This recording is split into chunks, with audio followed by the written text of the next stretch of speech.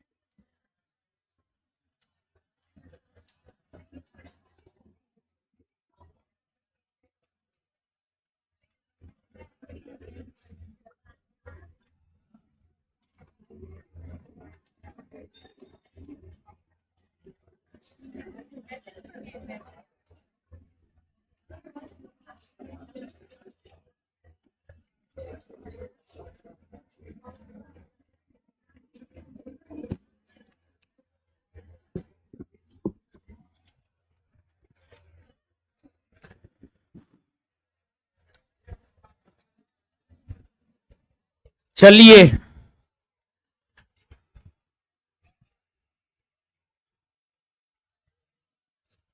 Class updated कर दीजिए सब्जी। सब्जी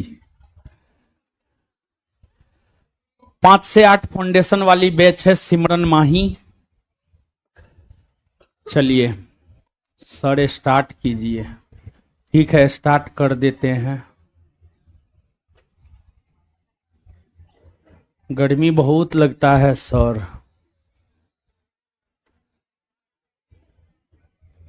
काहे न पता चलता है क्लास है कि ना है? पीछे कमेंट करो तो जी। कौन है ये? इसको पते नहीं चलता है। क्लास इतना बढ़िया से हो रहा। सूरज कुमार नहीं पता चलता है क्लास है कि नहीं। आज क्लास इतना बढ़िया से हो रहा है तब पर भी नहीं पता चलता। अब हम क्या करें बताओ? बताओ तुमको स्पेशल नंबर दे दे क्या?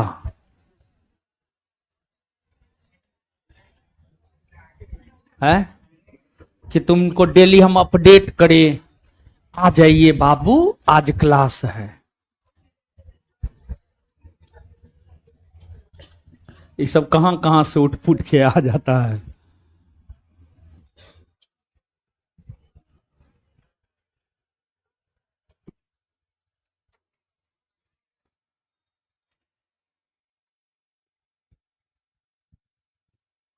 तो आपको आइए पढ़ते हैं हम लोग।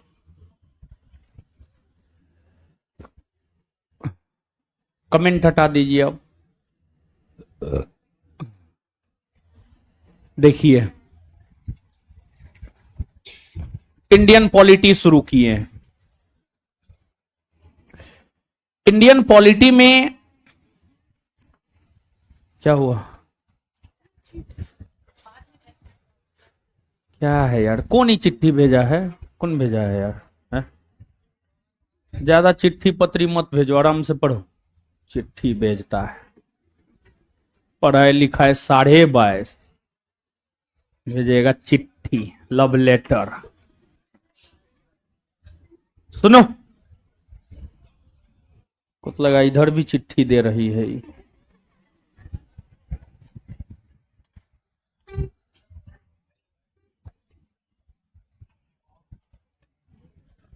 अरे हीरालाल सब सुनिए,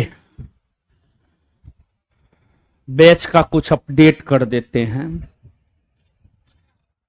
सूरज कुमार एक तो तुम डेली क्लास नहीं करता होगा। क्लास का नोटिफिकेशन टेलीग्राम पे नहीं जाता है क्या? जाता है। तब इसको कैसे नहीं पता चलता है? रहता है मौसी उसी के चक्कर में, तो कहां से तुमको पता चलेगा? मौसी, मौसी का मतलब नालायक मेरे अर्थों में। जो नालायक होता है ना उसको हम मौसी कहते हैं, लड़का हो या लड़की। नालायक लड़का को भी मौसी कहते हैं। सुनिए समझिए, हल्ला मत कीजिए। अब क्लास को लेकर थोड़ा अपडेट कर देते। एगो लड़का मैसेज किया था, देखिए बाबू, क्लास जो है चल रहा है, ये एक फाउंडेशन बैच है। इस बैच में हम पॉलिटी शुरू किए हैं, बिट्टू झा सर फिजिक्स शुरू किए हैं।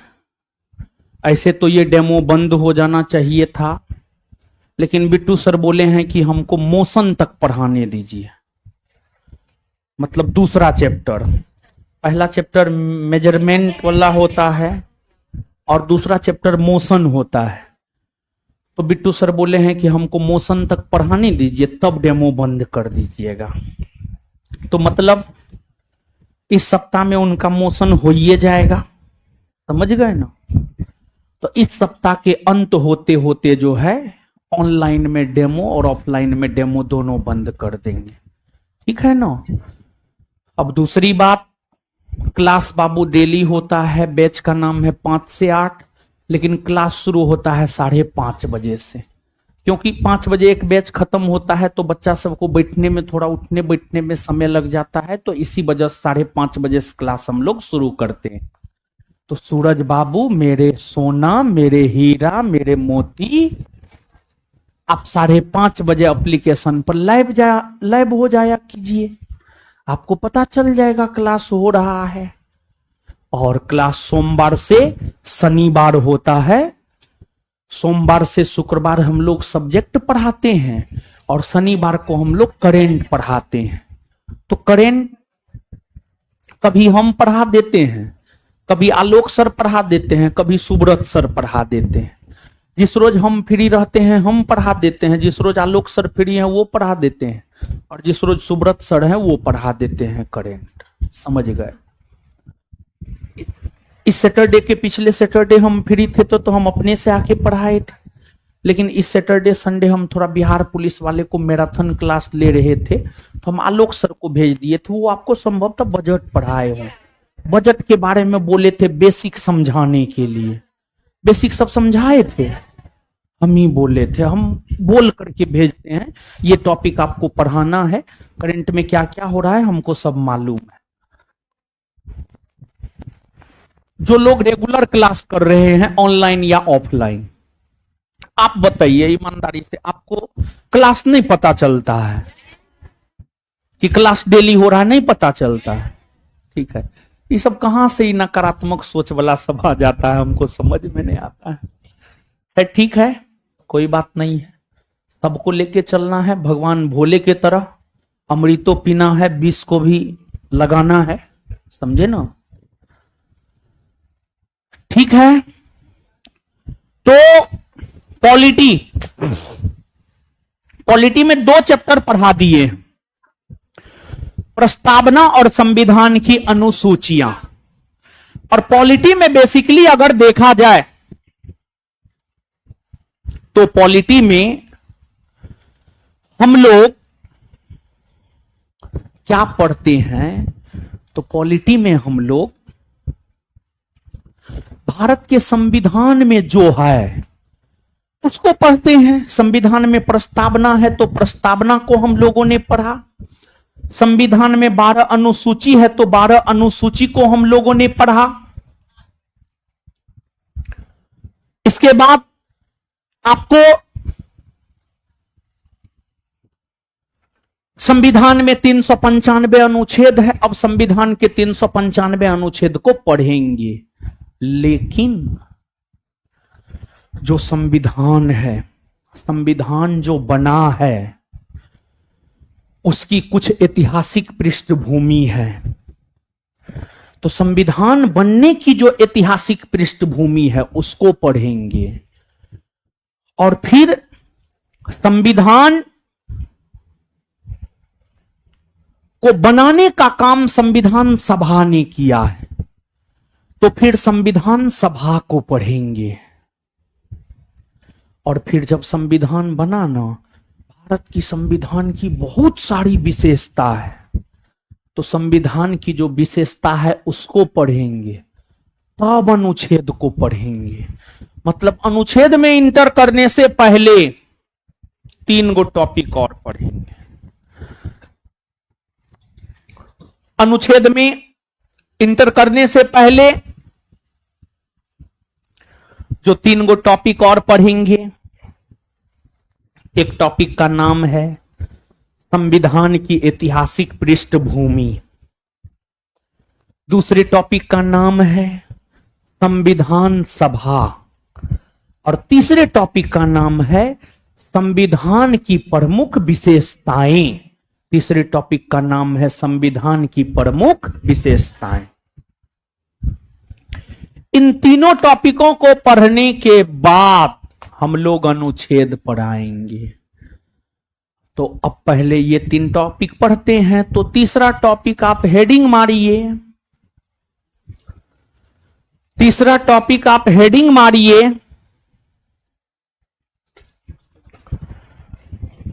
भारतीय छोड़िए भारतीय संविधान की ऐतिहासिक पृष्ठभूमि। चैप्टर नंबर 3, भारतीय संविधान की ऐतिहासिक पृष्ठभूमि।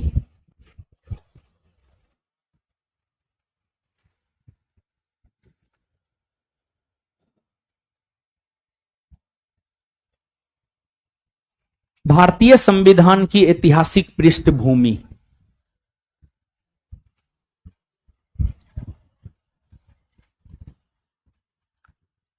भारतीय संविधान की ऐतिहासिक पृष्ठभूमि। भारतीय संविधान की ऐतिहासिक पृष्ठभूमि।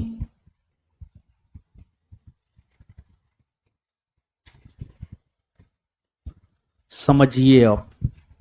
अब देखिए, चैप्टर नंबर 2 का ऑब्जेक्टिव तो नहीं मिला है आपको, ऑब्जेक्टिव नहीं मिला है संविधान की अनुसूची का ना। इसमें जानते बहुत सारा क्वेश्चन है, लेकिन फिर भी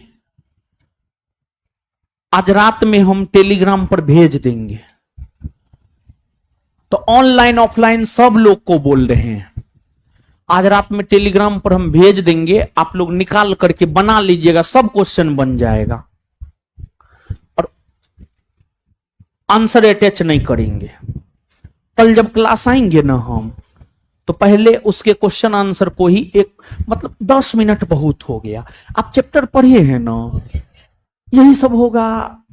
8वीं अनुसूची में क्या है, भूमि सुधार कौन में है, राज्यसभा में सीटों का आवंटन कौन में है, तो कौन में है नहीं जानते हैं आप। तो क्वेश्चन भेज देंगे, उसको आप लोग देख लीजिएगा, बना के आइएगा।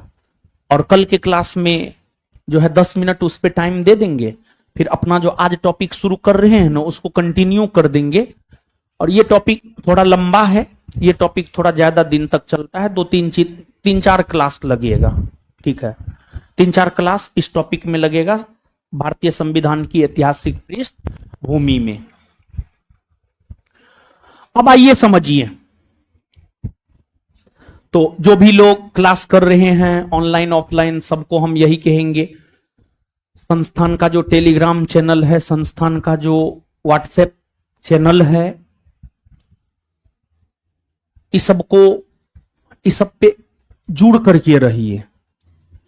जुड़ करके रहिएगा ना, तो आपको सब सूचना मिलता रहेगा, टोटल सूचना मिल जाएगा, सब सूचना मिल जाएगा कि क्या हो रहा है, क्या नहीं हो रहा है, कब हो रहा है, कब नया बैच आ रहा है, क्या चल रहा है, क्या नहीं चल रहा है। तो इसी वजह से संस्थान में पढ़ते हैं तो संस्थान के सोशल मीडिया से जुड़ कर रहिए, जानकारी सब मिल जाएगा। ठीक है ना बाबू।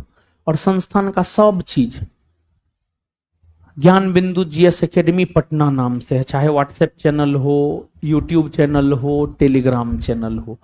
तो सोशल मीडिया से जुड़कर रहिए, थोड़ा एक्टिव रहिए, सब जानकारी आपको मिलता रहेगा। अब पढ़िए। और प्रॉब्लम बहुत है दुनिया में, ठीक है ना, मेन पढ़ने पे फोकस कीजिए, पढ़ा रहे हैं ऑनलाइन, कमेंट बाजी बंद कीजिए, आइए पढ़िए। जो पढ़ने वाला लड़का होता है वो ज्यादा कमेंट नहीं करता है, जो नहीं पढ़ने वाला होता है, जिसको कोई मतलब ना है, वो अपना लिखते रहता है आम, इमली, कटहर, लीची, बरगद, लताम। ठीक है, तो आइए पढ़िए अब। अरे यही सत्य बात है। ऑनलाइन विद्यार्थी पढ़ के पास करके आता है ना, तो बोलता है सर हम आज तक कभी कमेंट नहीं किए थे, चुपचाप क्लास करते थे, चल जाते थे, बंद कर देते थे मोबाइल। ये कमेंट करने वाला सब एको गुना आया है, सर हम बहुते कमेंट करते थे, हमरो रिजल्ट हो गया। नहीं आया, अब कहां से आएगा। देखिए, जीवन में हमेशा मध्यम मार्ग को अपनाना चाहिए, ना ज्यादा बोलना उचित है, ना चुप रहना उचित है। तो बहुत लोग ऑनलाइन में होता क्या है कि कोई तो मतलब डर है नहीं, मुंह उठा के जो मन हुआ लिख दिए।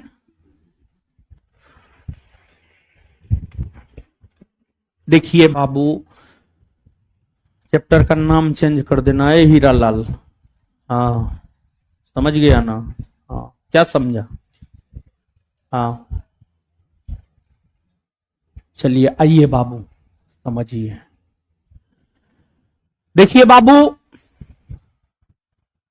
जो भारत का संविधान है ना, उसके बनने की पृष्ठभूमि 1773 में तैयार होने लगा था। गौर फरमाइएगा हम क्या बोल रहे हैं। जो जैसे आपको सरकारी नौकरी होने की पृष्ठभूमि तभी तैयार होने लगता है जब आप ज्ञान बिंदु में जुड़ जाते हैं। ज्ञान बिंदु में जैसे जुड़ गए, सरकारी नौकरी होने का पृष्ठभूमि तैयार होने लगता है। फिर धीरे धीरे पढ़ते हैं, मेरे साथ समय गुजारते हैं, मेरी बात को मानते हैं, तो आपको फाइनली सरकारी नौकरी लग जाता है।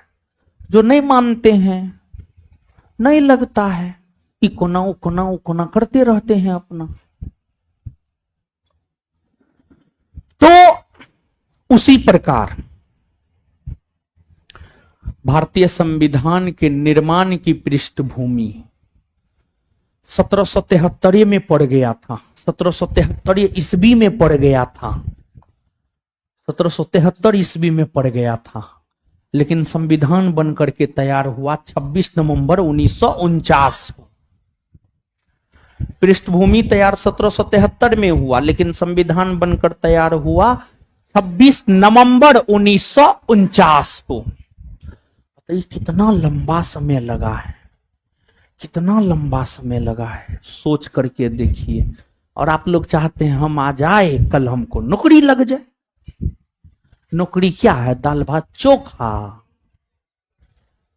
एगो कुकर लिए, उसमें दाल दिए, और डेगची में चावल दिए, 4 गो आलू डेगची में दे दिए, 6 सीटी लगा दिए, उतार लिए, और चोखा में नमक तेल प्याज मिर्चाई दे दिए, मिला के खा लिए।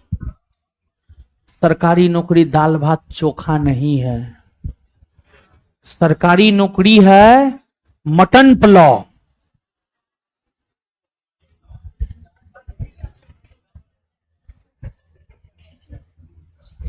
तो सरकारी नौकरी में टाइम लगता है, मटन बनाने में टाइम लगता है, पुलाव बनाने में टाइम लगता है। पुलाव में बढ़िया चावल यूज होता है, उसमें काजू किशमिश सब यूज होता है। मटन में अच्छा मीट चाहिए होता है, फिर सब मसाला चाहिए बढ़िया बढ़िया, फिर बढ़िया बनानियों वाला चाहिए, तब बनता है। तो वही है बाबू सोना सरकारी नौकरी। तो बाबू हुआ क्या था जानते हैं? हुआ यह था 1600 ईस्वी में ब्रिटिश ईस्ट इंडिया कंपनी की स्थापना हुई। ब्रिटिश ईस्ट इंडिया कंपनी की स्थापना कब हुई? 1600 ईस्वी में। कब हुई? 1600 ईस्वी में।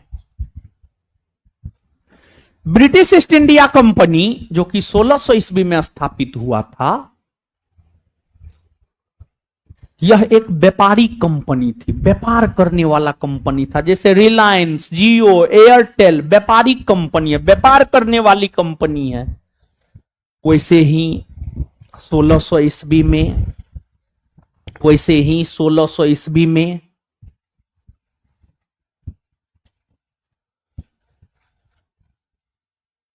ब्रिटिश ईस्ट इंडिया कंपनी नामक एक व्यापारिक कंपनी की स्थापना।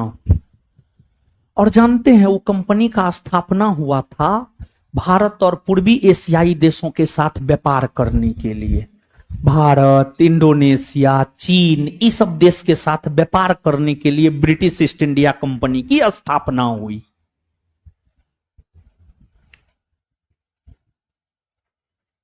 कंपनी स्थापित हुआ व्यापार करने के लिए, तो कंपनी भारत व्यापार करने के लिए आई। कंपनी भारत में व्यापार करना शुरू की, लेकिन अंग्रेजी कंपनी और अंग्रेजी कंपनी के कर्मचारी दिमाग से बड़ी तेज था। अंग्रेजी कंपनी और उसके कर्मचारी दिमाग से बड़ी तेज। 1600 ईस्वी में व्यापार करने के लिए आया। उस समय भारत में मुगलों का राज था, मुगल वंश का शासन था, मुगल वंश का शासन था, जिसके बादशाह अकबर रहे हैं, जिसके बादशाह शाहजहां रहे हैं, जिसके बादशाह जहांगीर रहे हैं, जिसके बादशाह औरंगजेब रहे हैं, वही मुगल वंश। लेकिन अब जानते हैं कंपटीशन जो है ना मध्यकालीन से क्वेश्चन ही नहीं पूछता है। हाल फिलहाल 2 एग्जाम का हम बोल रहे हैं। दरोगा एक्साइज 28 पोस्ट, प्राचीन से पूछा, आधुनिक से पूछा, मध्यकालीन गायब, एगो ने, फॉरेनो भर ने। यूपीएससी हुआ, यूपीएससी प्रीलिम्स का क्वेश्चन डिस्कशन करवाएं, यूट्यूब पे वीडियो है। 14 को पूछा, 16 को पूछा, सॉरी 16 को इतिहास पूछा, 100 गो में से 16 को इतिहास पूछा, 7 गो प्राचीन और 9 गो मॉडर्न। मेडेवल गायब, पूरा गायब। क्या कीजिएगा अकबर को पढ़ के, बाबर को पढ़ के, कुछ भी नहीं करता है, समझे। तो वही मुगल का शासन था, वही अकबर का शासन था। लेकिन अकबर के समय में तो मुगल बड़ी मजबूत था। औरंगजेब के समय तक मुगल बहुत मजबूत था। औरंगजेब का निधन 1707 ईस्वी में हुआ। सुनिए बाबू, गौर से मेरी बात को सुनिए, चिंता मत कीजिए, ठीक है ना। आपकी बहन बिहार पुलिस बनी है ना इस बार, आपकी बहन न बनी है, बिहार दरोगा में मेरिट आउट हुई थी, उसी की बहन है आप, हम समझ गए। हाँ, अभी भी पढ़ रही है, चल गई क्लास तो नहीं, क्लास तुम नहीं देखते हैं, आज गई है, आज गई है। तो पढ़िए, चिंतित मत रहिए, ठीक है ना। इधर हमको देखिए, हमको देखिए, मतलब हमको नहीं देखिए, बोर्ड को देखिए, मेरी आवाज को सुनिए। तो बड़ी चिंतित है बेचारी, ठीक है, पता नहीं किस बात का चिंता है। हाँ सुनिए आराम से। तो वही मुगल का शासन था। जब तक औरंगजेब जिंदा रहा तब तक अंग्रेज का हिम्मत नहीं हुआ कि ज्यादा इधर उधर करे। लेकिन मरना तो सब दिन, मरना तो सबको एक दिन है। औरंगजेब मर गए 1707 में। 1707 में औरंगजेब का इंतकाल हो गया। और औरंगजेब के बाद कोई भी योग्य मुगल बादशाह पैदा नहीं हुए। सब नालायक निकम्मा, सब तुम लोग जैसा नालायक निकम्मा सब पैदा हुआ। ऐसा ऐसा मुगल बादशाह पैदा हुआ। किसी को कहा जाता था लंपट मूर्ख, किसी को कहा जाता था रंगीला बादशाह, किसी को कहा जाता साहेब खबर, साहेब को खबर ही नहीं है काका हो रहा है। किसी को कहा जाता था घृणित कायर। तो अब आप उपाधि से समझिए, कोई लाल कुमारी नामक बेसिए के चक्कर में था, कोई अपना समय जो है मुगल हरमी में गुजारता था। हरम हरम हरम होता था एक जगह, वहां पर महिलाएं रहा करती थी। सिर्फ महिला रहती थी। तो वहीं पर जाकर बादशाह अपना समय गुजार रहा है, उसको शासन प्रशासन से कोई लेना देना ना है। तो क्या होगा? वही होगा जो होना होगा। तो 1707 में औरंगजेब के निधन के बाद अयोग्य मुगल बादशाह सब उत्पन्न हुए। उसी का फायदा अंग्रेज उठाया, उसी का फायदा अंग्रेज और अंग्रेजी कंपनी उठाया, उसी का फायदा अंग्रेज और अंग्रेजी कंपनी उठाया। और फिर अंग्रेजी कंपनी ने 1757 में बंगाल के नवाब के साथ पलासी का युद्ध लड़ा। अंग्रेजी कंपनी ने 1757 में 1757 1757 में अंग्रेजी कंपनी ने पलासी का युद्ध लड़ा। कौन युद्ध लड़ा बाबू? पलासी का युद्ध लड़ा बाबू, पलासी का युद्ध लड़ा 1757 में। 1757 में पलासी का युद्ध लड़ा। पलासी के युद्ध में अंग्रेजी कंपनी बंगाल के नवाब सिराजुद्दौला को पराजित कर दिया। और पलासी के युद्ध को जीतकर ही अंग्रेजी कंपनी भारत में अपनी राजनीतिक प्रभुसत्ता को स्थापित किया। पलासी के युद्ध को जीत करके ही अंग्रेजी कंपनी भारत में अपनी राजनीतिक प्रभुसत्ता को स्थापित किया, राजनीतिक प्रभुसत्ता को स्थापित किया। तो 1757 के पलासी युद्ध से अंग्रेज जो है ना अपनी राजनीतिक प्रभुसत्ता को स्थापित किया। इसका मतलब यह है कि अंग्रेज 1757 ईस्वी से भारत में शासन प्रशासन करना शुरू कर दिया। तो गौर कीजिएगा, 1600 ईस्वी में जिस अंग्रेजी कंपनी की स्थापना व्यापारिक कंपनी के तौर पर हुई और वह कंपनी भारत व्यापार करने के लिए आई, वह कंपनी भारत व्यापार करने के लिए आई और वह कंपनी व्यापार करने के साथ साथ भारत में शासन प्रशासन करने लगी।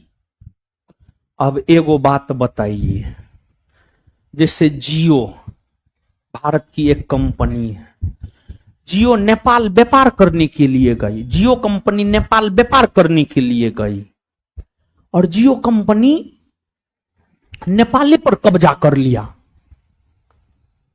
जियो कंपनी भारत की एक व्यापारिक कंपनी है, वह नेपाल गई व्यापार करने के लिए, वह नेपाल गई व्यापार करने के लिए और वह कंपनी जो है नेपाले में नेपाल पर कब्जा कर लिया। अब जब किसी देश की कोई कंपनी कहीं पर शक्तिशाली हो जाती है तो उस देश की सरकार का टेंशन बढ़ जाता है। तो भारत सरकार का टेंशन बढ़ जाएगा, भारत सरकार को लगेगा आज नेपाल पर कब्जा कर लिया जियो, आज नेपाल पर जियो कब्जा कर लिया, कल भारत पर ने पूरा कब्जा कर ले। तो अब भारत सरकार क्या चाहेगा? भारत सरकार ये चाहेगा कि कंपनी पर अपना नियंत्रण बनाए, कंपनी को अपने चंगुल में ले। ऐसा चाहेगा कि नहीं चाहेगा? एकदम चाहेगा। जैसे गाय भैंस जो होता है ना मारता भी है, बहुत गाय भैंस बढ़िया होता, बहुत होता मरखा है, जैसे जाइएगा मारेगा आपको, सिंह मारेगा, उठा के पटक देगा। जो मरखाए गाय भैंस होता है ना उसको नाथ दिया जाता है, उसको नाथा जाता है कि ताकि वो बदमाशी नहीं करे। मतलब गाय भैंस को अपने नियंत्रण में लाने के लिए किसान जो उसको नाथ देता है। अब ब्रिटेन की एक company British east India company Bharat व्यापार करने के लिए आई। व्यापारी कंपनी के साथ साथ यह भारत में जब शासन प्रशासन करने लगी तो यह एक राजनीतिक कंपनी बन गई। और जब ब्रिटिश ईस्ट इंडिया कंपनी एक राजनीतिक कंपनी बन गई तो अब उस पर नियंत्रण पाना जरूरी था बाबू, अब उस पर नियंत्रण पाना जरूरी था, नहीं तो फिर वो कंपनी बहुते कुछ कर सकती थी। तो फिर ब्रिटिश ईस्ट इंडिया कंपनी को ब्रिटेन की संसद या ब्रिटेन की सरकार, जैसे जियो कंपनी को भारत सरकार, ब्रिटिश ईस्ट इंडिया कंपनी को ब्रिटेन की संसद या ब्रिटेन की सरकार अपने नियंत्रण में लेने के लिए 1773 ईस्वी में एगो एक्ट पारित किया। और 1773 ईस्वी में ब्रिटेन की संसद ने जो एक्ट पारित किया है, उसी एक्ट को इतिहास में क्या कहा जाता है जानते हैं? उसी एक्ट को इतिहास में कहा जाता है 1773 का रेगुलेटिंग एक्ट। जब 1773 का रेगुलेटिंग एक्ट पारित हुआ था, तो उस समय ब्रिटेन का प्रधानमंत्री था Lord north. Lord north, Britain का प्रधानमंत्री था लॉर्ड नॉर्थ। कौन था? Lord north. Lord north. और जानते हैं बाबू, 1773 का रेगुलेटिंग एक्ट पहला लिखित एक प्रकार का संविधान था, जिसने ब्रिटिश कंपनी को नियंत्रण में, जिसने ब्रिटिश कंपनी को नियंत्रण में लाने का काम किया, लाने का काम किया। समझे बाबू? अब यह जो 1773 का रेगुलेटिंग एक्ट है ना बाबू, इसकी बहुत सारी विशेषताएं हैं। तो अब इसकी विशेषता को हम लोग देखेंगे, लेकिन उससे पहले थोड़ा सा बाबू लिखिए। आप लिखिएगा, ए लड़की। और हां, जब भी कोई चैप्टर समाप्त हो और नया चैप्टर शुरू हो, एक पेज छोड़ना है, खड़ा खड़ी एक पेज। काहे पता है? वो उसमें एक पेज में करना का है, तो सुनिए का करना है। आप में से कुछ तो ऐसा बच्चा जरूर होगा जो बहुत पढ़ने वाला होगा। अब मान लिया जाए जो पढ़ने वाला बच्चा है, मान लिया जाए हम आपको पढ़ाएं, आप जाकर के पॉलिटी का डीडी बसु पढ़े, सुभाष कश्यप का किताब पढ़े, आपको कोई बढ़िया पॉइंट मिल गया। जैसे अनुसूची हम पढ़ाए, अनुसूची से कोई बढ़िया पॉइंट मिल गया जो हम नहीं बताए, ऐसे तो हम सब बता देते हैं। लेकिन मे भी अगर माइंडे है, कुछ ऐसा बात है जो मे भी कभी स्लिप हो जाए, ऐसे हम सब बता देते हैं। जितना कंपटीशन का जरूरी है सब बता देते हैं ओम नमः स्वाहा में, समझ गए। लेकिन फिर भी दिमाग है, कुछ छूट गया, और हम पीपीटी वाला तो मास्टर है ना कि पीपीटी पे सब लिखा हुआ है, फलना हुआ, चिलना हुआ, ढेकना हुआ, फेंकना हुआ। ऐसे में कौन ने मास्टर बन सकता? पीपीटी पे सब लिखल रहेगा, आराम से आके पढ़ दीजिए। आप लोग को भी नहीं कुछ होगा ना, हम बता रहे हैं। पीपीटी बना लीजिएगा, यूट्यूब चैनल बना लीजिएगा, बहुत आसान है। आ जाइएगा यूट्यूब पे, करते रहिएगा, फलना हुआ, चिलना हुआ, ढेकना हुआ, समझे ना। लिखिए अब,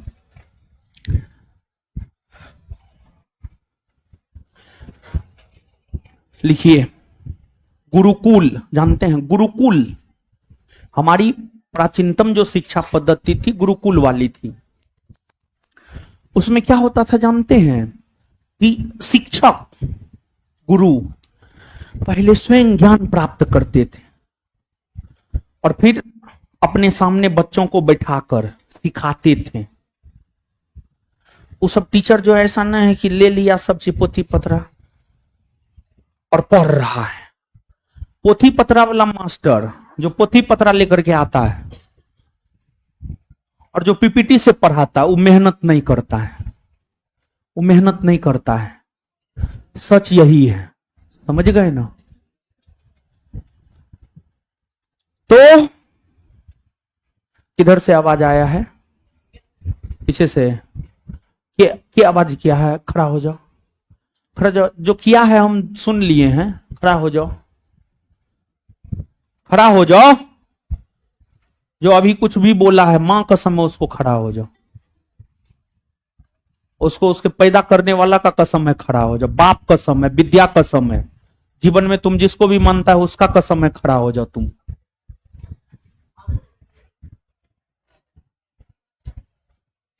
लिखो,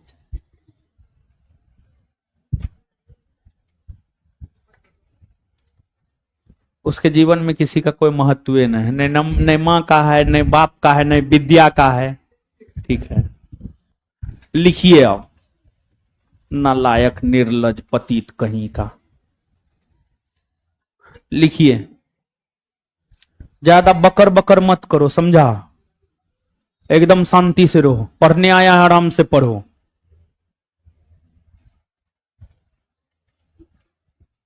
लिखो,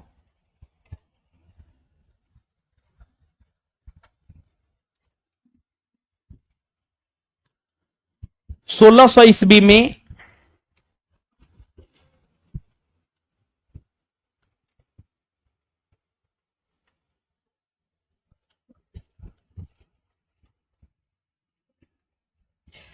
ब्रिटिश ईस्ट इंडिया कंपनी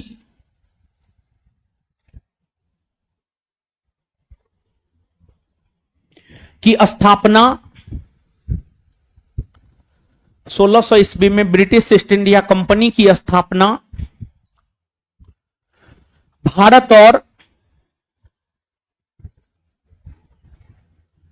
और पूर्वी एशियाई देशों के साथ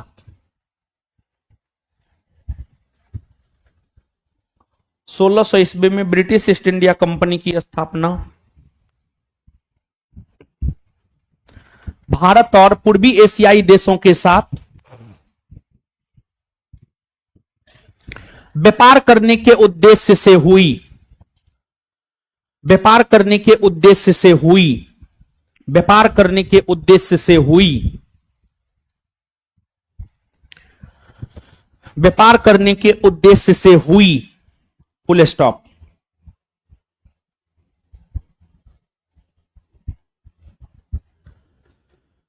यह कंपनी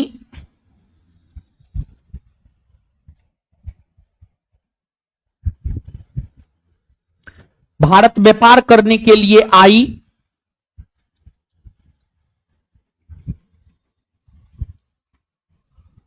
यह कंपनी भारत व्यापार करने के लिए आई,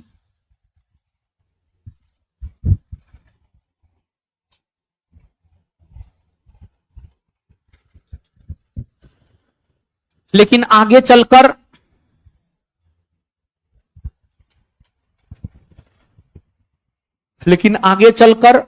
वर्ष 1707 ईस्वी में वर्ष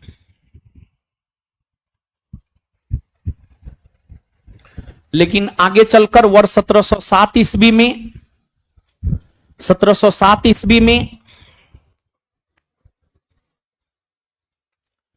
मुगल बादशाह औरंगजेब के निधन होने के बाद,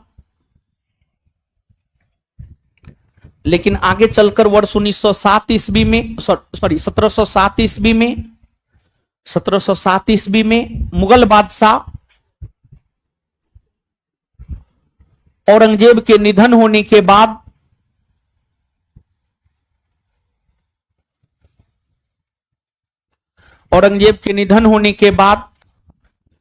भारत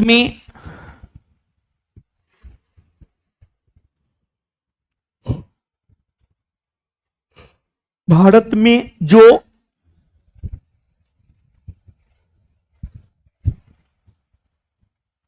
राजनीतिक अस्थिरता उत्पन्न हुई,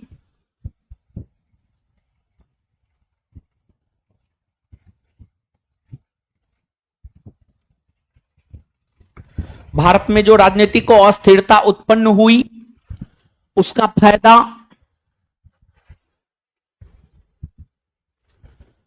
फायदा अंग्रेजी कंपनी ने उठाया, उसका फायदा अंग्रेजी कंपनी ने उठाया।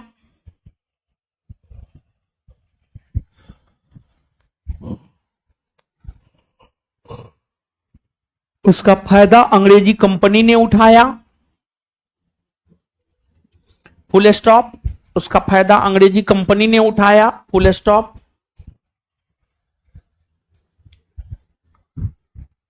Full stop. उसी में वर्ष 1757 ईस्वी में, वर्ष 1757 ईस्वी में अंग्रेजी ईस्ट इंडिया कंपनी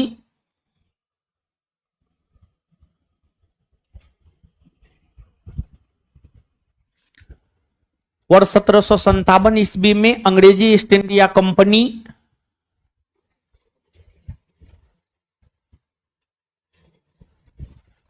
और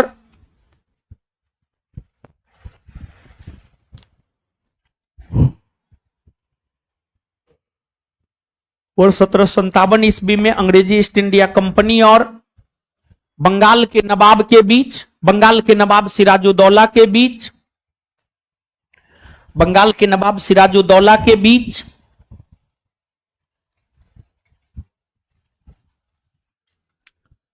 बंगाल के नवाब सिराजुद्दौला के बीच, बंगाल के नवाब सिराजुद्दौला के बीच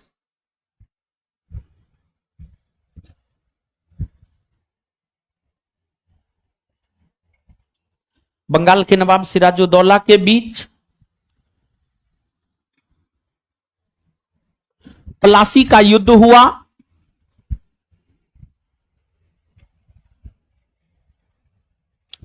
प्लासी का युद्ध हुआ।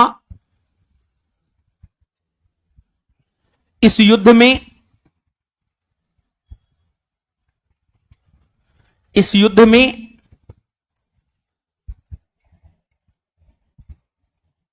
अंग्रेजी ईस्ट इंडिया कंपनी की जीत हुई।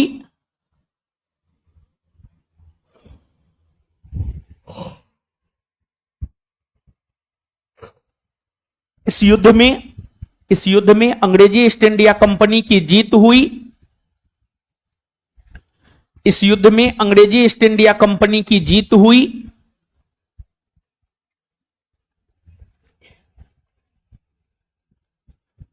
जीत हुई। इस युद्ध को जीतकर ही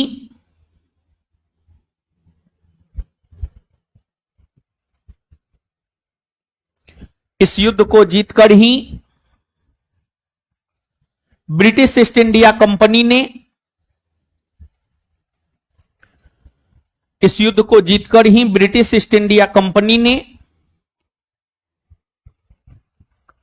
भारत में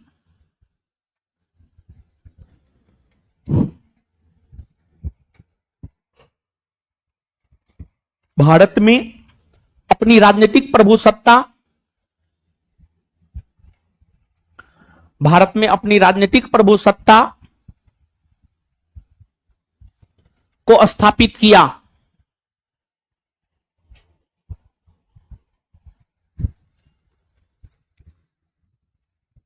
अब सुनिए, सुनिए, समझिए, थोड़ा सा समझने के लिए तैयार है? लिख लिए? आगे समझिए।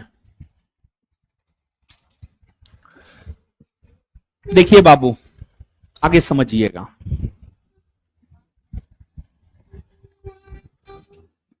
आगे समझिएगा। आपको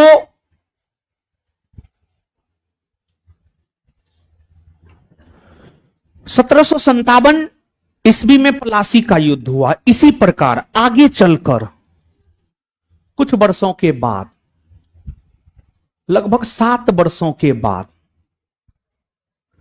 यानी 1764 ईस्वी में बक्सर का युद्ध हुआ। बिहार में बक्सर पड़ता है। बक्सर का युद्ध हुआ, बक्सर का युद्ध। और 1764 में जो बक्सर का युद्ध हुआ था,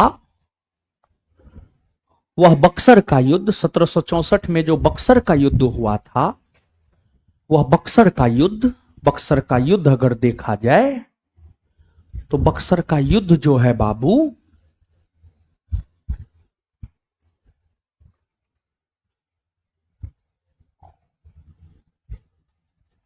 भारत की संयुक्त सेना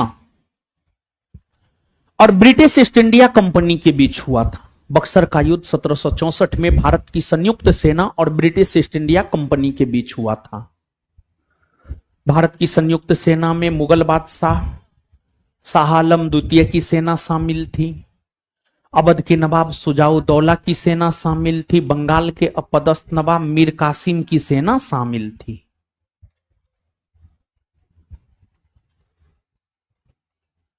बक्सर के युद्ध में भी ब्रिटिश ईस्ट इंडिया कंपनी ने बक्सर के युद्ध में भी ब्रिटिश ईस्ट इंडिया कंपनी ने बक्सर के युद्ध में भी ब्रिटिश ईस्ट इंडिया कंपनी ने भारत की संयुक्त सेना को पराजित कर दिया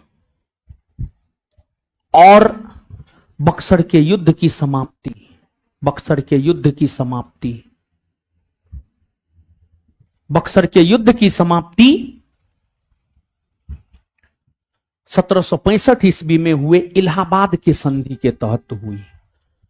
बक्सर के युद्ध की समाप्ति 1765 ईस्वी में हुए इलाहाबाद के संधि के तहत हुई। इलाहाबाद के संधि के तहत हुई। इलाहाबाद की संधि के तहत बक्सर के युद्ध की समाप्ति हुई। इलाहाबाद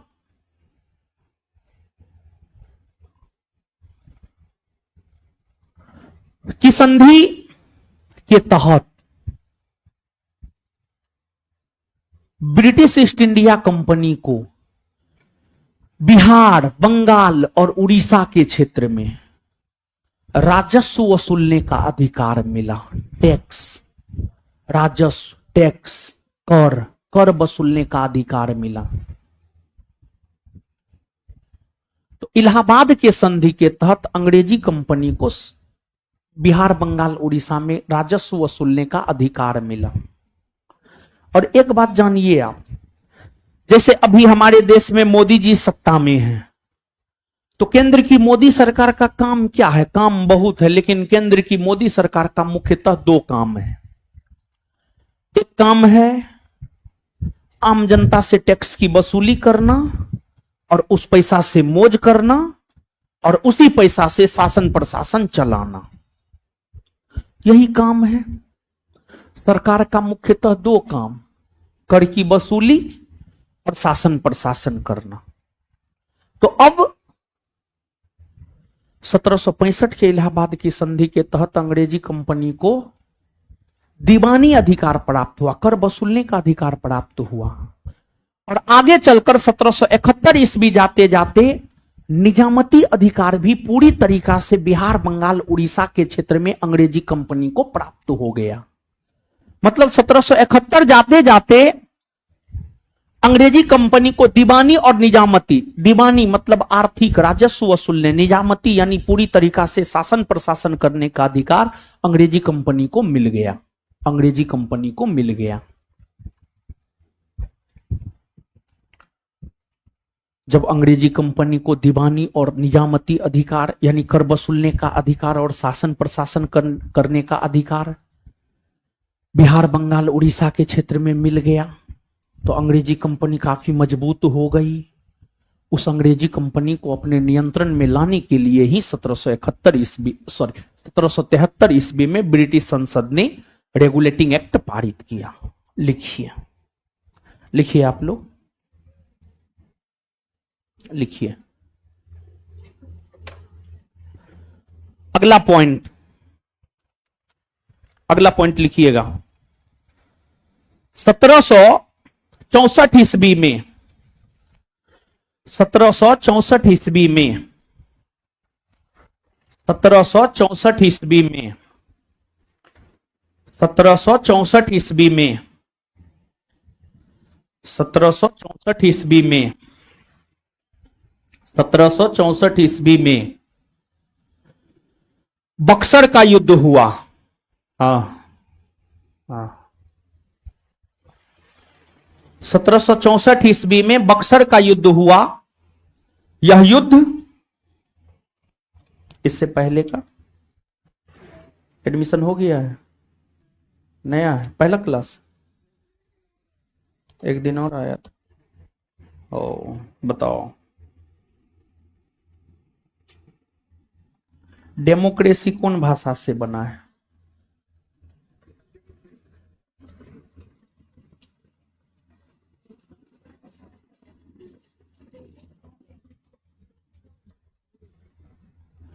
ग्रीक भाषा से बना है। कौन भाषा से? ग्रीक भाषा से बना है। पढ़ो, जो कॉपी पढ़ा दिए हूं याद रहना चाहिए। अब तो तुम एडमिशन लेगा कि नहीं लेगा कोई अता पता नहीं, नहीं लेगा तो क्या हो जाएगा? पढ़ने वाला का कमी है जी, बहुत है पढ़ने वाला। 1764 ईस्वी में बक्सर का युद्ध हुआ। यह युद्ध यह युद्ध यह युद्ध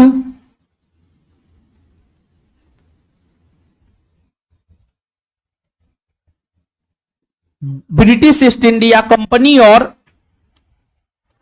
यह युद्ध ब्रिटिश ईस्ट इंडिया कंपनी और यह युद्ध ब्रिटिश ईस्ट इंडिया कंपनी और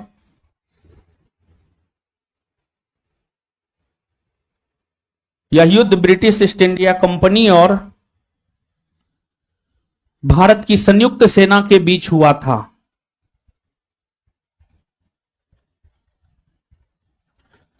यह युद्ध ब्रिटिश ईस्ट इंडिया कंपनी और भारत की संयुक्त सेना के बीच हुआ था। इस युद्ध में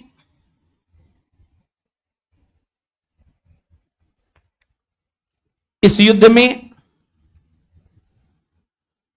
इस युद्ध में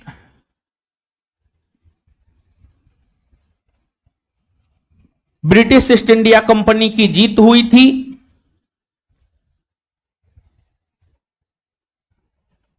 इस युद्ध में ब्रिटिश ईस्ट इंडिया कंपनी की जीत हुई थी। इस युद्ध में ब्रिटिश ईस्ट इंडिया कंपनी की जीत हुई थी।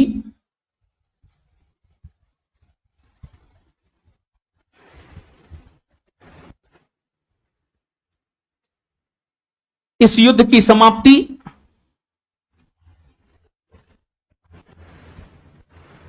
इस युद्ध की समाप्ति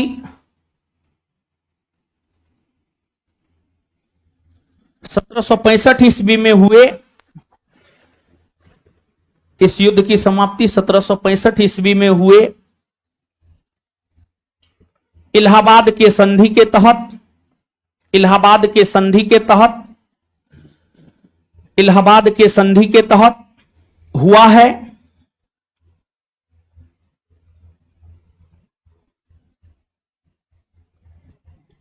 इलाहाबाद के संधि के तहत हुआ है। इस संधि इस संधि इस संधि के तहत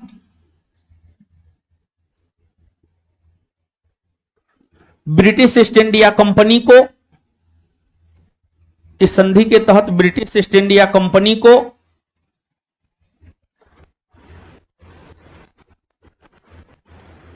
इस संधि के तहत ब्रिटिश ईस्ट इंडिया कंपनी को बिहार, बंगाल और उड़ीसा के क्षेत्र में बिहार, बंगाल और उड़ीसा के क्षेत्र में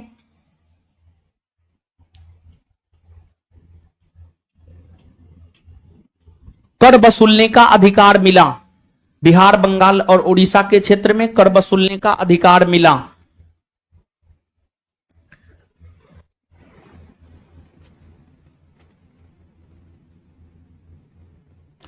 अर्थात दीवानी अधिकार मिला।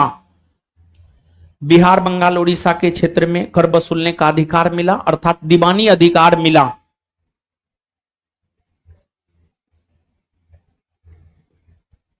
अर्थात दीवानी अधिकार मिला।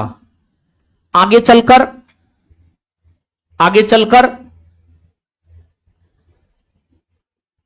1771 ईस्वी आते आते आगे चलकर 1771 ईस्वी आते आते आगे चलकर 1771 ईस्वी आते आते आगे चलकर 1771 ईस्वी आते आते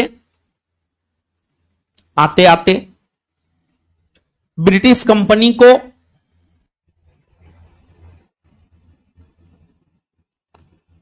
ब्रिटिश कंपनी को निजामती अधिकार, ब्रिटिश कंपनी को निजामती अधिकार, ब्रिटिश कंपनी को निजामती अधिकार, निजामती, निजामती, ब्रिटिश कंपनी को निजामती अधिकार भी मिला, निजामती अधिकार भी मिला।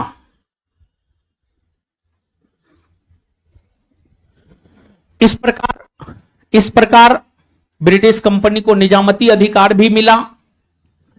इस प्रकार ब्रिटिश कंपनी, इस प्रकार ब्रिटिश कंपनी भारत में काफी,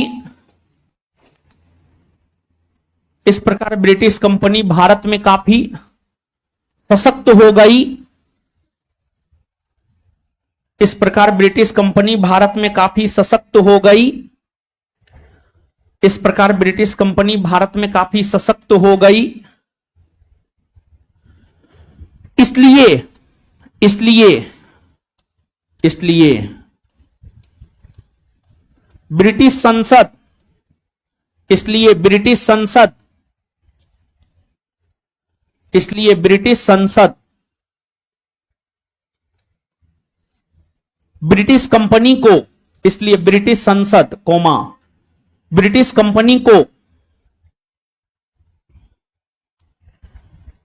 अपने नियंत्रण में, ब्रिटिश कंपनी को अपने नियंत्रण में, ब्रिटिश कंपनी को अपने नियंत्रण में,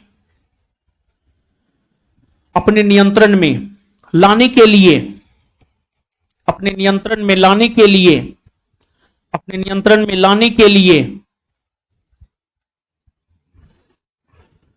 1773 ईस्वी में, 1773 ईस्वी में एक एक्ट पारित किया। 1773 ईस्वी में एक एक्ट पारित किया। 1773 ईस्वी में एक एक्ट पारित किया जिसे 1773 ईस्वी में एक एक्ट पारित किया जिसे रेगुलेटिंग एक्ट कहा जाता है, जिसे रेगुलेटिंग एक्ट कहा जाता है, जिसे रेगुलेटिंग एक्ट कहा जाता है, जिसे रेगुलेटिंग एक्ट कहा जाता है। अब रेगुलेटिंग एक्ट के बारे में विशेषता सब बताएंगे और लिखाएंगे। दीजिए तो बाबू कॉपी आप अपना। पूछते हैं एकाध गो क्वेश्चन, पढ़ते हैं कि नहीं पढ़ते हैं, कि ऐसे चल रहा है जीवन।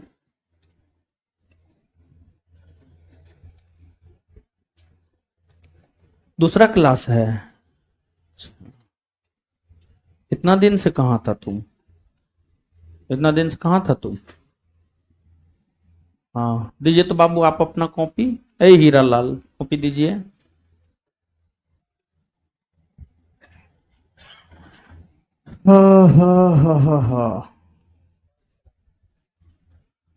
चंद्रगुप्त द्वितीय, कुमारगुप्त, फर्स्ट क्लास है। तुम अपना कॉपी दो तो बाबू। तुम्हारा फर्स्ट क्लास है नहीं ना? तुम तो पूरा किया है लगता है। वाह, खड़ा हो जाइए बाबू।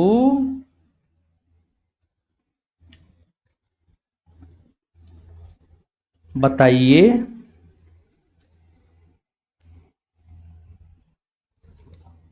सामाजिक न्याय का क्या मतलब होता है?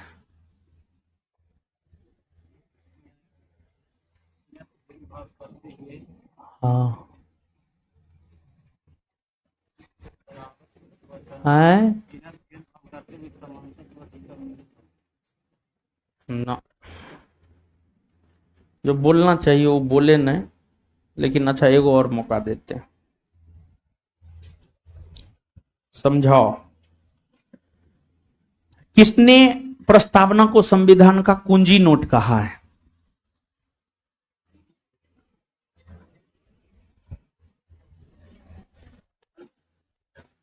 हैं? क्या? के.एम. मुंशी। अच्छा, पढ़िए, घर पे जाके रिवीजन कीजिए। क्या कीजिए? रिवीजन। बैठ जाइए। दीजिए बाबू आप अपना कॉपी। जो कॉपी में हम वही पूछेंगे, दूसरा थोड़े कुछ पूछेंगे, दूसरा कुछ नहीं। हम जो पढ़ाए हमको वही ना पूछने का अधिकार है। किसने प्रस्तावना को लेकर यह कहा है कि यह हमारे संप्रभु लोकतांत्रिक गणराज्य का भविष्य फल है?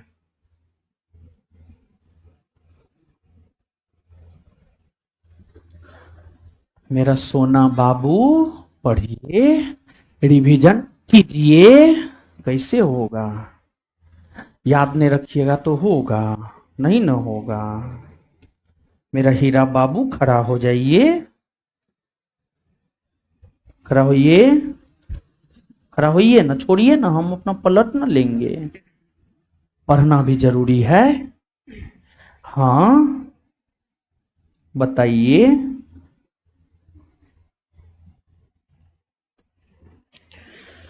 भारत में कैसा समाजवाद है? आगे बताइए। समाजवाद के बारे में थोड़ा बताइए।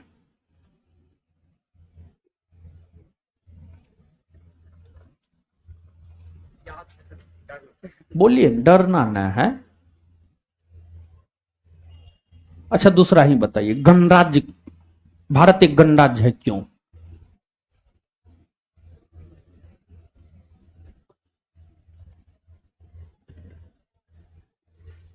कैसे होगा जी?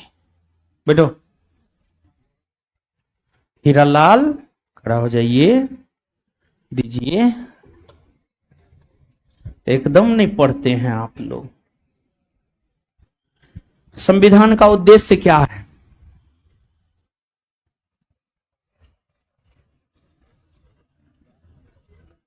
हीरालाल पढ़िए, बैठ जाइए, दीजिए कॉपी। आय तोरी को, बैठो, बैठो यार।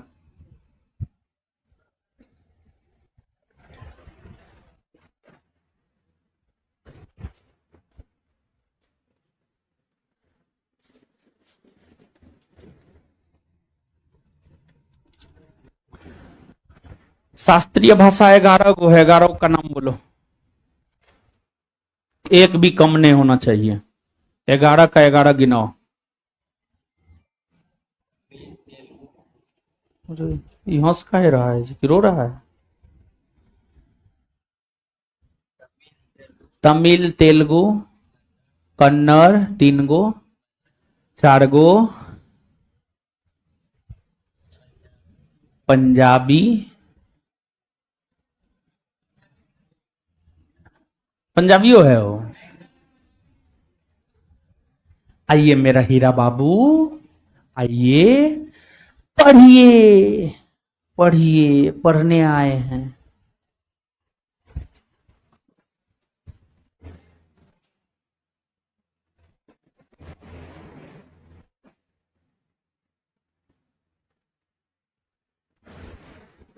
चलिए हटाइए, हाथ हटाइए।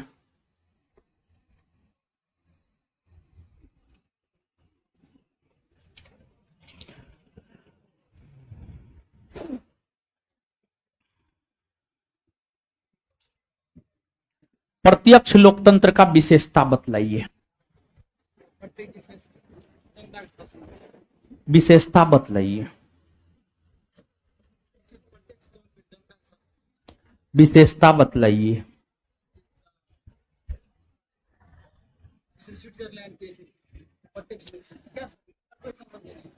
जनमत संग्रह प्रत्यक्ष लोकतंत्र की विशेषता है। वापस बुलाने का अधिकार प्रत्यक्ष लोकतंत्र की विशेषता है। खड़ा हो जाओ जी, 2 कॉपी दो।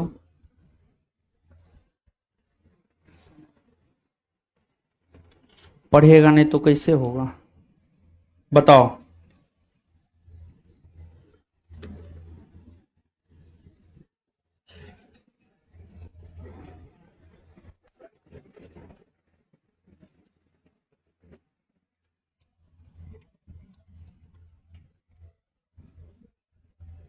भारत का पहला बजट 1860 में कौन पेश किया था?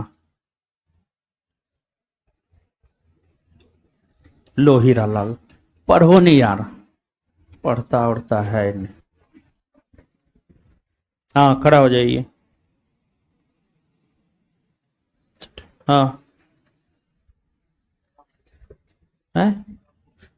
जीवन में रफ क्या होता है? रफ कुछ नहीं होता है, सब फेयरे होता है।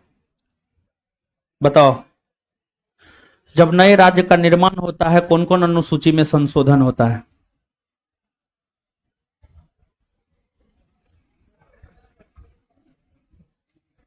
पहला और चौथा। चलो दो।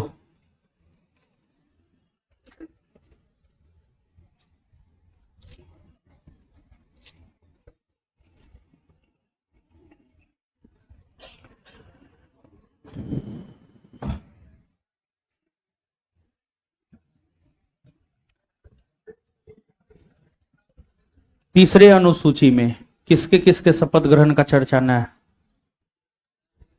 हाँ। राष्ट्रपति के शपथ ग्रहण की चर्चा कौन अनुच्छेद में है?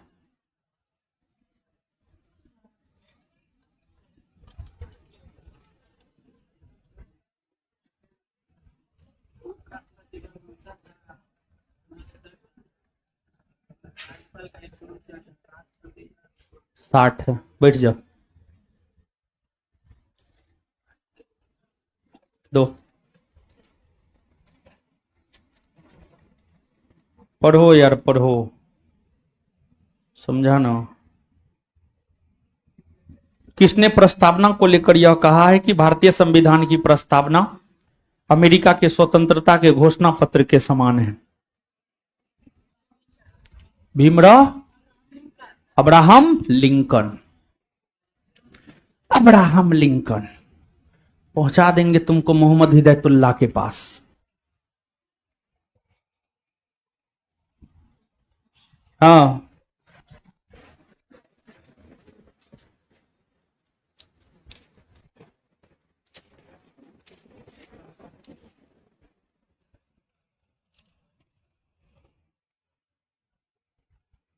संविधान का उद्देश्य क्या है? उद्देश्य है क्या संविधान का? लोगों को न्याय देना, स्वतंत्रता देना, समता स्थापित, यही है प्रस्तावना का उद्देश्य। हाँ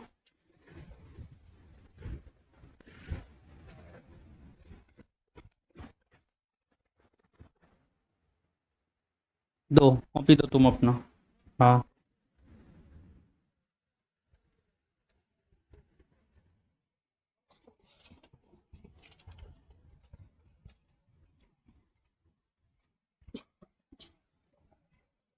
कभी कभी पढ़ता है जी।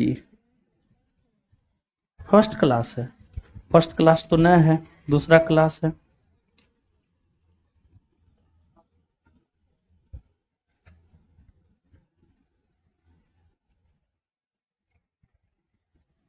भारत का वित्तीय वर्ष कब से शुरू होता है?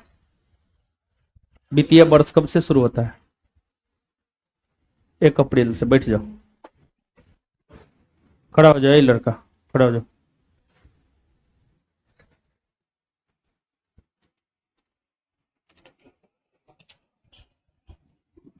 लोकतंत्र का अर्थ बताओ। हाय, वो तो परिभाषा है। शक्ति का अंतिम स्रोत आम जनता के पास। हाँ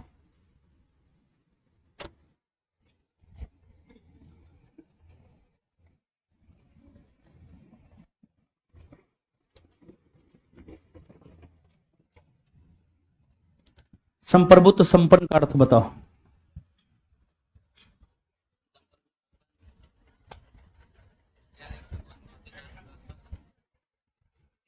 समाजवादी अर्थव्यवस्था है, संप्रभुत्व संपन्न का अर्थ होता है। खड़ा हो जाओ, बताओ।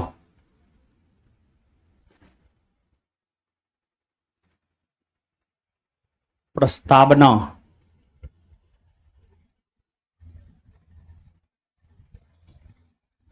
को लेकर किसने यह कहा है कि यह अमेरिकी और यह फ्रांसीसी और रूसी क्रांति की अभिव्यक्ति है? प्रस्तावना को लेकर किसने यह कहा है कि यह अमेरिकी और रूसी क्रांति की अभिव्यक्ति है?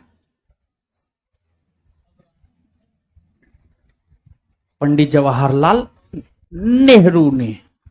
हाँ बताओ यार, दो तुम, पहला क्लास है तुम्हारा।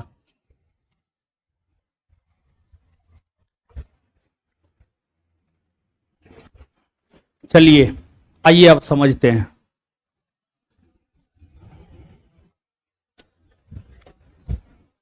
समझिए तो आगे लिखिएगा, हेडिंग मारिएगा 1773 का रेगुलेटिंग एक्ट। 1773 का रेगुलेटिंग एक्ट।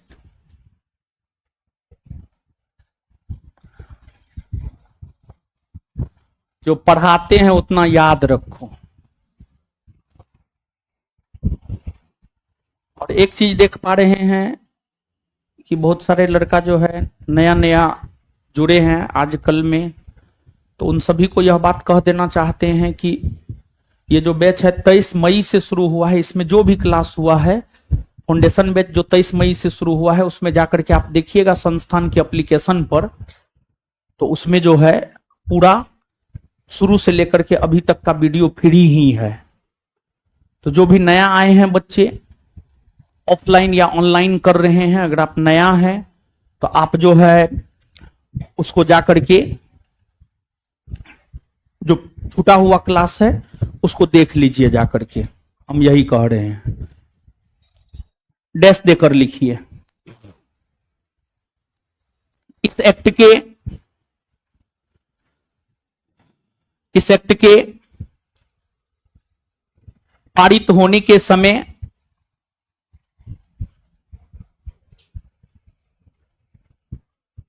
ब्रिटेन के प्रधानमंत्री, इस एक्ट के पारित होने के समय ब्रिटेन के प्रधानमंत्री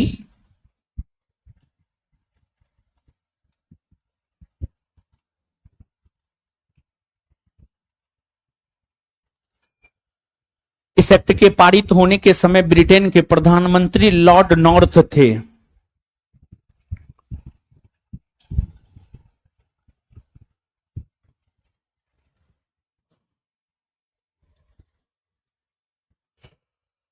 ब्रिटेन के प्रधानमंत्री लॉर्ड नॉर्थ थे। इस एक्ट की प्रमुख विशेषताएं,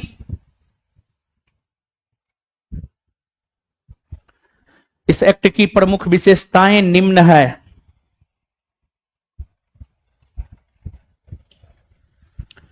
इस एक्ट की प्रमुख विशेषताएं निम्न है।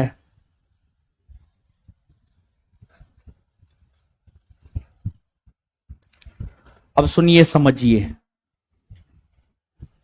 इस एक्ट की प्रमुख विशेषताएं निम्न है। सुनिए समझिए ध्यान से। देखिए इस एक्ट में बहुत सारे प्रावधान किए गए थे। एक तो इस एक्ट में यह प्रावधान किया गया था कि कोलकाता में सुप्रीम कोर्ट का गठन होगा। इस एक्ट में यह प्रावधान किया गया था कि कोलकाता में सुप्रीम कोर्ट का गठन होगा। और फिर आगे चलकर 1774 ईस्वी में कोलकाता में सुप्रीम कोर्ट का गठन भी हुआ। कोलकाता में सुप्रीम कोर्ट का गठन भी हुआ। और कोलकाता में सुप्रीम कोर्ट का गठन 1774 में हुआ। और कोलकाता में जो सुप्रीम कोर्ट का गठन 1774 में हुआ, उस सुप्रीम कोर्ट में एगो मुख्य न्यायाधीश था और दूगो अन्य न्यायाधीश था। एगो जो मुख्य न्यायाधीश था उसका नाम था सर एलिजाह इम्पे। एगो जो मुख्य न्यायाधीश था कोलकाता के सुप्रीम कोर्ट में, उसका नाम था sir Elijah Impey. Sir Elijah Impey. Sir Elijah Impey. और जो एक दूसरे थे, जो दो अन्य न्यायाधीश थे, एगो थे चेम्बर्स और दूसरे का नाम था लिमेस्टर।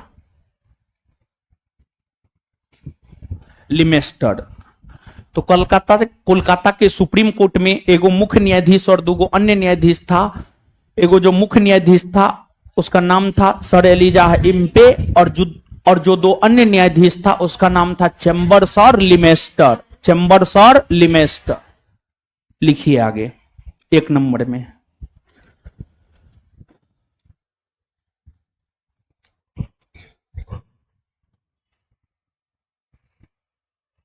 एक नंबर में लिखिएगा, इस एक्ट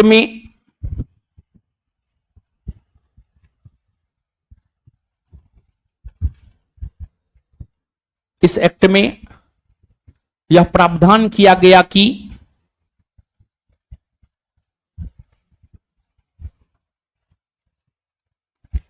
कोलकाता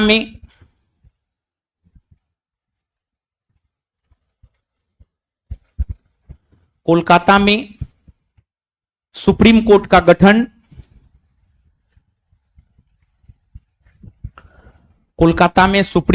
गठन किया जाएगा।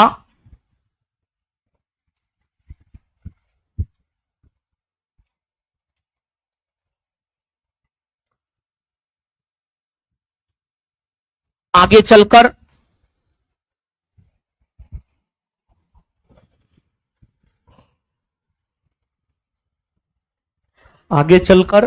इस एक्ट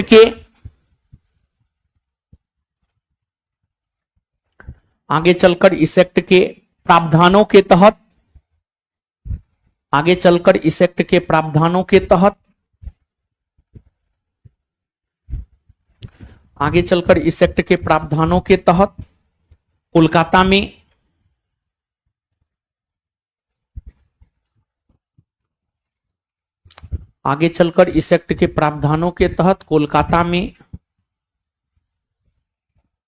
सुप्रीम कोर्ट का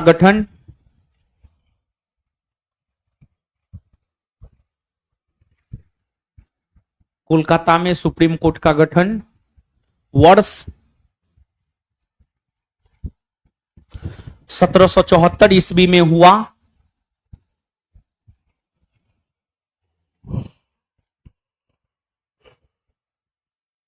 कोलकाता में सुप्रीम कोर्ट का गठन वर्ष 1774 ईस्वी में हुआ।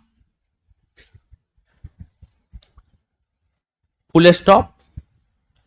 इस सुप्रीम कोर्ट के प्रथम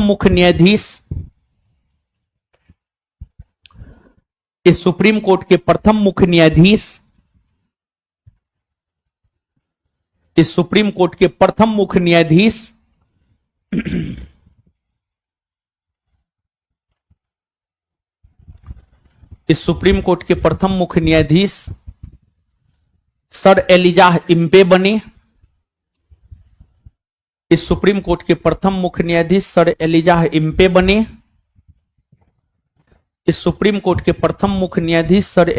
इम्पे बने। Full stop. इस कोर्ट के अन्य दो न्यायाधीश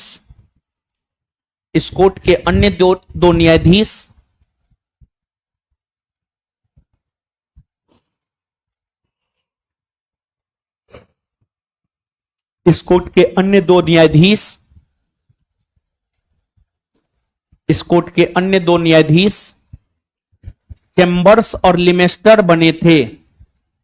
इस कोर्ट के दो अन्य न्यायाधीश चैम्बर्स और लिमेस्टर बने थे। बोर्ड पे लिखा हुआ है, चैम्बर्स और लिमेस्टर बने थे।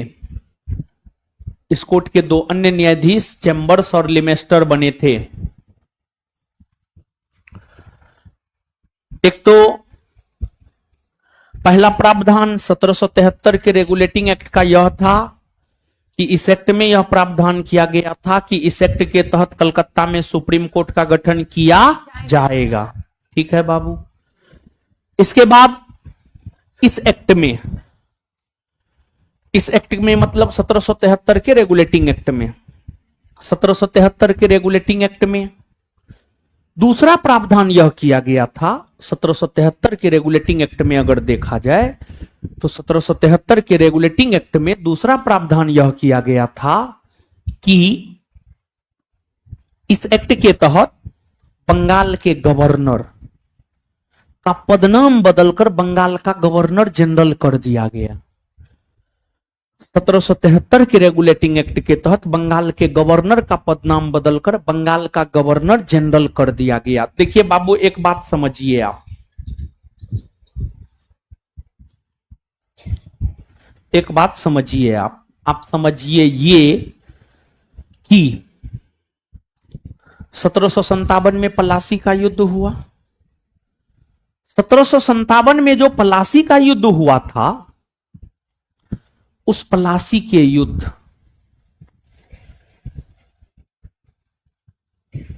में जब अंग्रेजों को जीत मिली तो अंग्रेजों ने बंगाल में शासन करना जब शुरू किया तो अंग्रेजों ने बंगाल में शासन करने के लिए एक पद लाया, और अंग्रेजों ने बंगाल में शासन करने के लिए जो पद लाया उसी पद को नाम दिया गया बंगाल का गवर्नर। 1757 के पलासी के युद्ध में जब अंग्रेजों को जीत मिली तो अंग्रेजों ने बंगाल में शासन करने के लिए एक पद लाया बंगाल का गवर्नर। कौन पद लाया? बंगाल का गवर्नर। तो बंगाल के गवर्नर का पद 1757 के पलासी के युद्ध से आया है। आगे चलकर बंगाल के गवर्नर के कार्य अधिकार शक्ति में इजाफा किया गया। आगे चलकर बंगाल के गवर्नर के कार्य अधिकार शक्ति में इजाफा किया गया, और आगे चलकर जब बंगाल के गवर्नर के कार्य अधिकार शक्ति में इजाफा किया गया तो उसका नाम भी बदल दिया गया, और उसका नाम बदलकर कर दिया गया बंगाल का गवर्नर जनरल। बंगाल के गवर्नर का पदनाम बदलकर बंगाल का गवर्नर जनरल 1773 के रेगुलेटिंग एक्ट के तहत हुआ है। फिर आगे चलकर 1833 के चार्टर एक्ट के तहत बंगाल के गवर्नर जनरल का पदनाम बदलकर भारत का गवर्नर जनरल किया गया, और फिर आगे चलकर 1858 के भारत परिषद अधिनियम के तहत भारत के गवर्नर जनरल का पदनाम बदलकर किया गया भारत का वायसराय। मतलब जैसे जैसे पद के शक्ति में इजाफा हुआ वैसे वैसे उसका पदनाम बदलता गया, वैसे वैसे उसका पदनाम बदलता गया। जैसे आप सरकारी जॉब में जाते हैं, मान लिया जाए पुलिस बन के गए, प्रमोशन हुआ दरोगा बन गए, प्रमोशन हुआ डीएसपी बन गए। तो आप पहले पुलिस थे, बाद में दरोगा बने, बाद में डीएसपी बने, तो आपके नाम में भी तो, आपके पद में तो परिवर्तन हो रहा है ना। तो वही बंगाल के गवर्नर के कार्य अधिकार शक्ति में इजाफा हुआ तो 1773 के रेगुलेटिंग एक्ट के तहत बंगाल के गवर्नर का पदनाम बदलकर बंगाल के गवर्नर का पदनाम बदलकर कर दिया गया बंगाल का गवर्नर जनरल, और 1773 के रेगुलेटिंग एक्ट के तहत बंगाल के प्रथम गवर्नर जनरल बने Warren Hastings. Warren Hastings, Warren Hastings. तो नीचे से लिखिएगा दूसरा नंबर।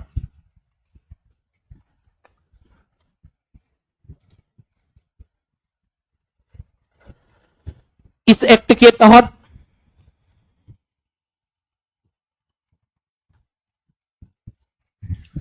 इस एक्ट के तहत बंगाल के गवर्नर इस एक्ट के तहत बंगाल के गवर्नर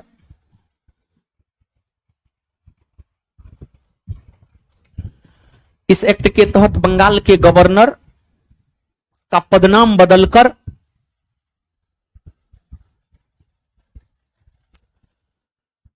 इस एक्ट के तहत बंगाल के गवर्नर का पदनाम बदलकर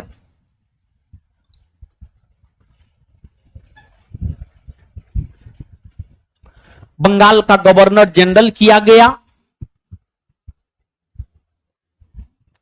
इस एक्ट के तहत बंगाल के गवर्नर का पदनाम बदलकर बंगाल का गवर्नर जनरल किया गया।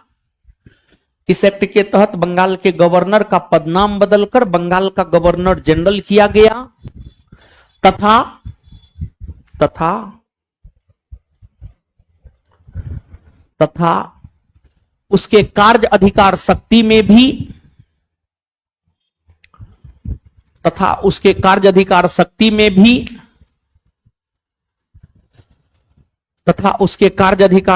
में भी इजाफा किया गया तथा उसके कार्य अधिकार शक्ति में भी इजाफा किया गया तथा उसके कार्य अधिकार शक्ति में भी इजाफा किया गया इजाफा किया गया। इस एक्ट के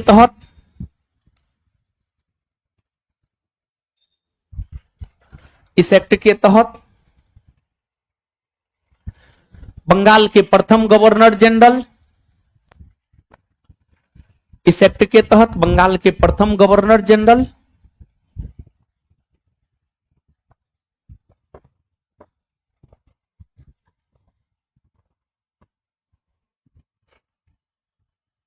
इस एक्ट के तहत बंगाल के प्रथम गवर्नर जनरल वारेन हेस्टिंग्स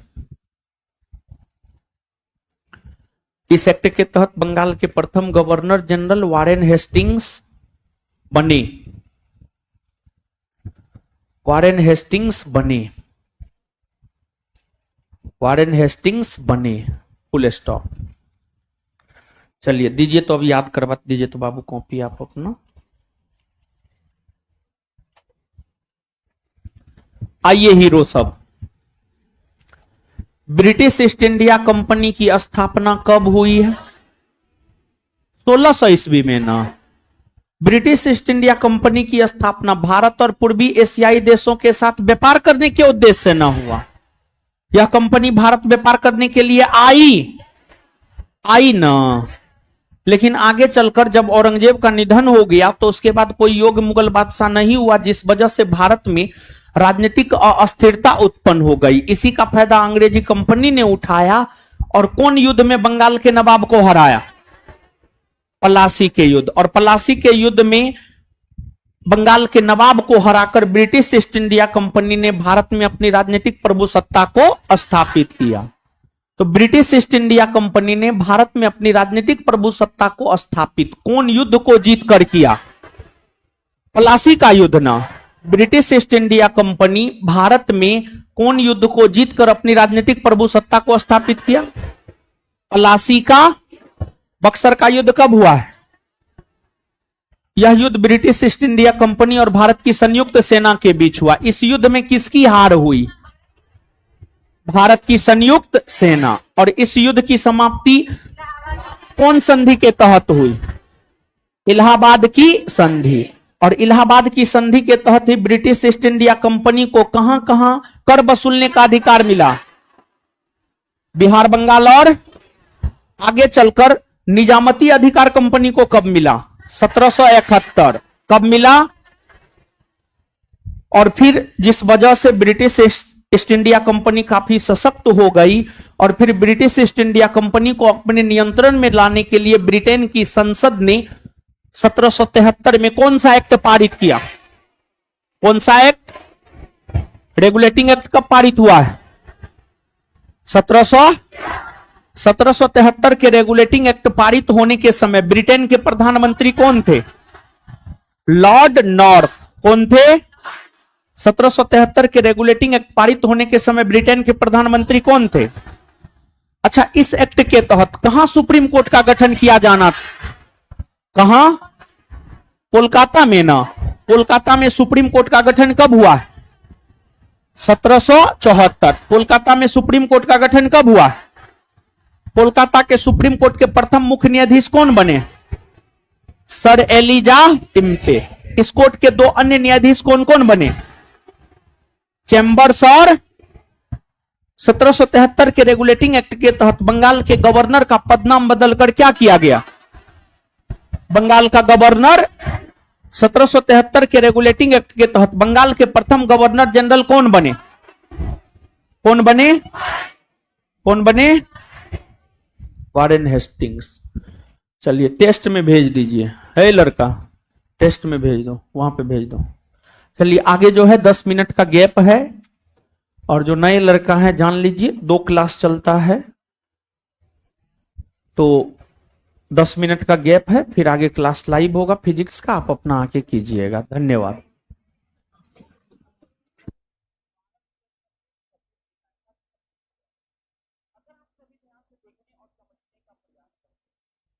मिलेगा, दोनों मिलकर काट देंगे, फिर दोनों को पूरा। लेकिन सबसे पहले ए किसी काम को 12 दिन में, बी किसी काम को 36 दिन में। 12 और 36 का एलसीएम ये तो 36 आया, 12 और 36 का एलसीएम ये तो 36 आया। अब इस 36 में हम 12 से भाग लगाएंगे, इस 36 में 36 से भाग लगाएंगे, कितना कम करेंगे। अब